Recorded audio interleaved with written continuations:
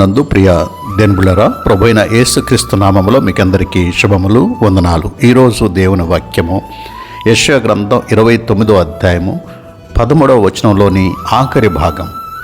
వారు నా ఎడల చూపు భయభక్తులు మానవుల విధులను బట్టి వారు నేర్చుకున్నవి. ప్రతి విశ్వాసి తెలుసుకోవలసిన ప్రాముఖ్యమైన విషయము ఈ వాక్యములో ఉన్నది.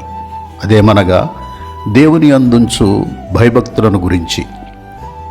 దేవుని యందు భయభక్తులు మనం తప్పకుండా కలిగి ఉండాలి. అయితే దేనిని ఆధారం చేసుకుని భయభక్తులు నేర్చుకున్నాం అనే ప్రశ్న ఈ వాక్యంలో మనం గమనిస్తూ ఉన్నాం. దేవుడు ఇశ్రాయేలీయులను గురించి ఇలా అన్నాడు, వారు మానవుల విధులను బట్టి భయభక్తులు కలిగి ఉన్నారే కానీ దేవుని మాట వలన మాత్రము కాదు అని అన్నాడు.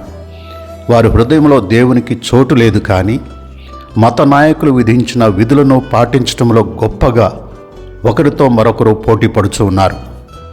మన హృదయంలో దేవునికి చోటు లేకుండా ఎన్ని విధులను పాటిస్తూ ఇవి భయభక్తుల వల్లనే మనము వీటిని చేస్తున్నాము అని అనుకుంటే అది భ్రమ, అది వేషధారణే.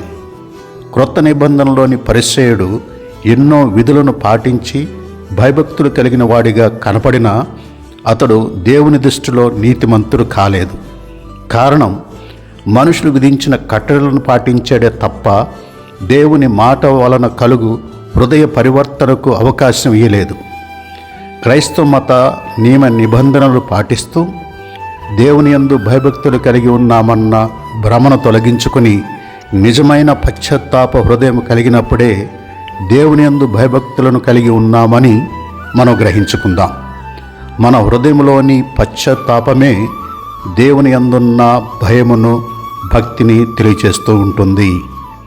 పరిశుద్ధుడా తండ్రి, మత నాయకులు విధించిన కట్టడలను అనుసరిస్తూ దేవుని యందు భయభక్తులు కలిగి ఉన్నామన్న భ్రమను తొలగించుకుని నిజమైన పశ్చాత్తాప హృదయం కలిగి ఉన్నప్పుడే దేవుని యందు భయభక్తులు కలిగి ఉన్న వారమని మేము గ్రహించినట్లు మాకు సహాయం దయచేయమని యేసుక్రీస్తు నామమున అడిగి వేడుకొనుచున్నాము తండ్రి. ఆమేన్.